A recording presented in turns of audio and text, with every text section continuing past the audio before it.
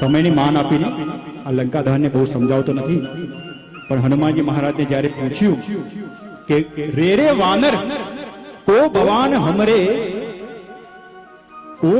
હમરે, શા માટે તે મારા ભવનને સળગાવ્યું? તો એક શહમ ખરખંડનસ્ય જગદામ કોદંડ દીક્ષા ગુરુ, હું એનો દૂત છું જેને ખરખંડનસ્ય ખર અને દુષ્યંતનું ખંડન કર્યું છે, અને જગતની અંદર જે ધનુર્વિદ્યાના ગુરુ છે એનો હું દૂત છું.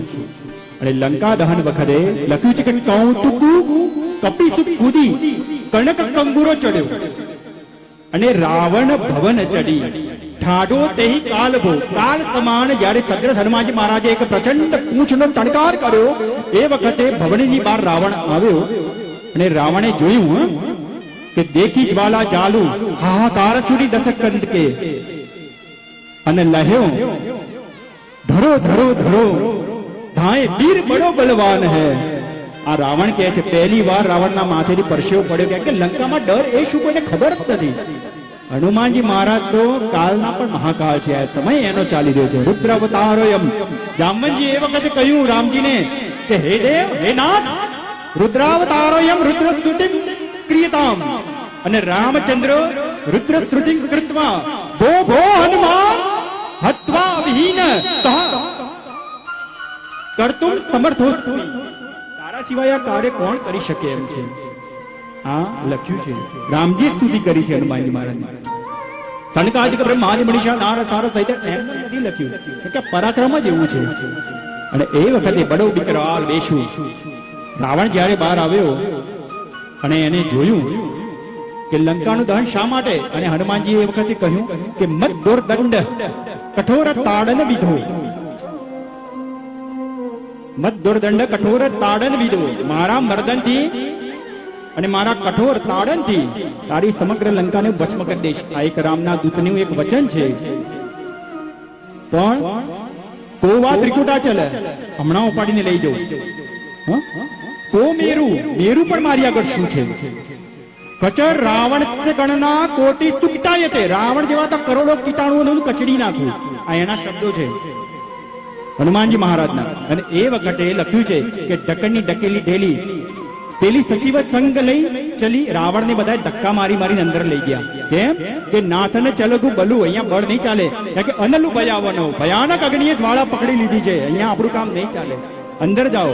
અને હાહાકાર એટલે સુધી થઈ ગયો કે પત્ની પોતાના પતિને કે ના તમે ભાગી જાઓ, હું બળી જઈશ તો ચાલશે. પતિ એમ કે અરે તું છોકરાઓને લઈને બહાર જા, હું બળી જઈશ તો ચાલશે. પિતા એમ કે મારું જીવન તો પૂરું, તમે બહાર જતા રહો, હું બળી જઈશ તો ચાલશે. કારણ કે કોઈ કોઈને ઓળખતું નથી. પિયા તું પરાહી નાથ, નાથ તું પરાહી બાપ, બાપ તું પરાહી પુત, પુત તું પરાહી રે. બધા એકબીજાને બચાવવા માટે દોડે છે, પણ કોણ કરે તો શું? હનુમાનજી મારો તો પરાક્રમ બહુ ભયંકર છે. પણ લખ્યું છે કે હે રાવણ એકો હમ પવનાત્મજો દશમુખ તમ ચાપી કોટીશ્વર. તું તો કરોડોનો અધિપતિ છે, પણ હું પવનનો પુત્ર એક જ છું. તું કોની સાથે વેર કરી રહ્યો છે? હું રુદ્રાવતાર તો ખરો, પણ મેં ક્યારે તને રોક્યો નથી. મહાદેવ પોતે જ છે ને, તું મારો ભક્ત છે. તે બધા સાહસ કરે અને જોયા. આજે ચંદ્રહાસ તલવાર મેં તને આપી, જ્યારે તે રાવણ રાગ, રાવણ નામ પણ મહાદેવજી આપી, બાકી જન્મ્યો ત્યારે દશાસન નામ હતું. પણ જ્યારે એને સાહસ કર્યું હિમાલયને ઉપાડવાનું, અને એ વખતે એને જે રાવણ જે રાવ કર્યો એ રાગને જોતા જે જટાટ અવી કલજ બલ પ્રવાહ પાવિત સ્થલે ગલે વલમ વલમ વિતા ભુજંગ દંગ માલિકાંડ ડમડ ડમડ ડમડ ડમડ નિનાદ ડમડ ડમડ ચકાર તાંડવમ તનહુતુ ના શિવ શિવમ. એનો મહિમા છે. એટલા માટે કહ્યું કે ચંદ્રહાસ તલવાર તને આપી. તું મારવા કોને જાય ચંદ્રહાસ તલવાર લઈને? માતા જાનકી મારા આરાધ્ય દેવ છે. તે તારા સાહસ કર્યા, તે લોકોને પાપ કર્મની અંદર વાળ્યા, તે પોતે પણ પાપ કર્યા. મારા આપેલા વરદાનોનો તે દુરુપયોગ કર્યો. ક્યારે આવ્યો નથી, હું આવ્યો. પણ અત્યારે તે જગતના નાથ મારા આરાધ્યનો વિરોધ કર્યો, એમની પ્રિયાને ઉઠાઈને તું લઈને આ, એટલે હું આવ્યો. છતાંય તું ઓળખતો નથી. એકો હમ પવનાત્મજો દશમુક્તમ ચાપી કોટીશ્વર ત્વામ જીત્વામ સમરે પ્રભુ પ્રણયની સીતામ નેતુ ક્ષમઃ. તારું તો હમણાં એક વારમાં લઈ જાઓ, તું કશું ના કરી શકે. તારું તો અત્યારે હાલ લઈ જાઓ, પ્રણયની સીતામ ચ નેતુ ક્ષમઃ. પણ કિમ તુત્થાપ્ય, હું કેમ નથી લઈ જતો?